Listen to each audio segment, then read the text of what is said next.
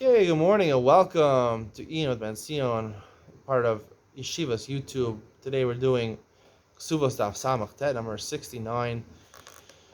Um, the Gemara talks about, and the Gemara Paskins, what we've been talking about, not just on this daf, but also yesterday's daf, about this concept of a dowry, right? A girl is entitled to a dowry. Now, we've talked about Nichse Malug, Nichse Barzal. We'll talk about it later in the Masechta. Nichse Malug, Nichse Barzal is what the girl has not from her father. She worked, she has land in Yarusha. I don't know, she's bringing in land, she's bringing in money. If she's bringing in money, that's Nichse on Barzel. The husband has to guarantee to give her, 50% more when they die. If they're bringing in metaltal and movable objects, they go down in value. So therefore, he has to pay only 4/5 back. This is Nichse on Barzel. Nichse Malog, that she brings in land, so real estate, so then she keeps the land technically, but the Baal Ochal Peiros, he gets to eat the fruits, the dividends during their marriage.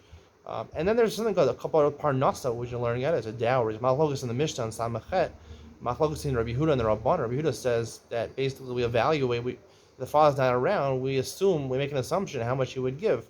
Not the same for every girl, not the same for every father. And according to the Rabban, we paskin like the standard is 1/10 of the chasim of the estate. That goes for a dowry. The Gemara paskins today on Tanam Beis before the Mishnah over here that she's only entitled to collect from movable objects, from real estate, not from movable objects. The Gemara also paskins on Tanam and Aleph that she's considered not a yoreshet, she's a balchov, which means that she's owed money, and the Gemara is a balchov of her father, not of the achim. So she collects like beinonis without a shvua. She's a balchov. She's a creditor from her father's estate, from her father directly. However, we learned on the bottom of Simon Chedim and Beis that the father, before he dies, can say, "I don't want to give a dowry to my daughter," and we have to listen to him. So if he's a balchov, how could it be I don't listen to him? And why is it over here that you collect from karkos? And the Gemara says also on top of Simon Chedim and Aleph, even mishubadim, even for property that was sold or given as a collateral, she can collect as long as it's real estate. What is the idea of a parnasa of a dowry? So the answer is that really, you live in Eretz Yisrael, you understand this a little better. A lot of boys won't marry a girl unless the father gives an apartment. That's considered maybe a dowry, right? A dowry is something that's earmarked for the couple. Now, the reason that a husband gives a dowry is that they should have parnasa, they should have sustenance, what to live on. Now, doesn't necessarily mean food, like we saw. It means clothing in one place in the Gemara, but it means basically they'll have what to live on. They'll be able to pay their bills, and the biggest bill usually you have to pay is your rent. Either you have a house, you pay your mortgage, or some father-in-laws are rich enough to give the house, you don't have to pay a mortgage, or you have to pay rent for an apartment. That's basically what parnas is, and that's why you can only collect from the karkos. You only collect from real estate, because that's really what you're collecting. You're either collecting real estate itself, because that's what you need to live in that real estate, or the real estate you can use to rent out. The Gemara says renting out, that's also called karkos. The rent you get from real estate, that's called karkos. So it's the rent, it's to keep you alive, the parnasos. So now the question goes back, if she's considered a balchov, a creditor of her father, how can the Gemara say on the bottom of Samachem and Beis that the father can cut her off and say, "I don't want to give you this nechasim"? She's owed the money 1/10 of the nechasim, like the Rabbanan, and say, how could the father cut her off? So the answer is that there's two types of shibudim. There's a shibud haguf and a shibud hamamon, right? That someone who lends money to someone else, he acquires a lien on either the guy's property or on the guy's body.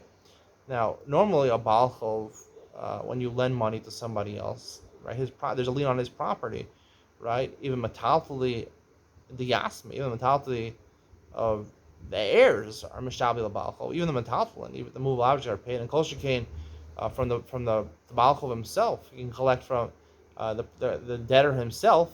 He has to pay even even his shirt on his back. He has to give up to pay back the loan. That's a shibud mamon, which goes on the karkos and the metaltalin. However, the shibud that over here, whether it's deraisa or rabban, I'll have to talk about it at a different time, but it's a shibud that's on the goof of the father. It's on the goof of the father. Because, like we mentioned, who's responsible for his daughters? Now, we mentioned that the father doesn't have to feed his kids. So what? The kids are going to be left alone? No, that's what we said at the end of Samachei, in this year in Samachei, the end of Perek Afalpi, that the person taking care of the children, the woman has no obligations in the marriage. However, the one obligation she does have is to take care of the children, to nurture children, and also it's inferred from the Gemara to bring up her children. So I believe if there's the marriage is dissolved, I think according to halacha, the custody should go entirely to the mother, because the mother is in charge of taking care of children. Just from practical experience, I know taking care of kids. I have 4 young kids. It's impossible for me to take care of my kids without the help of my wife. My wife can do it without my help. I can't do it without my wife's help. It's difficult without my help, but women can take care of kids much better than men. Um, it's just a fact. So therefore, the women are encumbered with taking care of their kids, not just taking care of them and watching them, and supervise them. They also have to pay for their mazonos, right? Who's going to pay for the mazonos for a 10-year-old kid? The father doesn't have to. The Torah just left them, with no supervisor, no one to take care, no guardian. So obviously, the guardian of the children is the people that take care of them. The mother's responsible for the children. It's the only responsibility a woman has. They want to have children. You got to take care of your children. They got to pay for their bills. Right now, a lot of times, the husband will provide mazonos for the wife if she gives a maisi adayim. So whatever maisi mazonos she gets, she shares with her kids. If she doesn't want to get mazonos from her husband, because she can take her own wages and feed her kids with her own wages, she has to share with her own kids. She's the guardian of the kids in terms of taking care of their food, taking care of their clothing, and things like that. However, the father is the guardian of the girl in terms of getting her married. He has a shibud aguf, right? The girl has a shibud aguf to her father, meaning she has a debt on her father.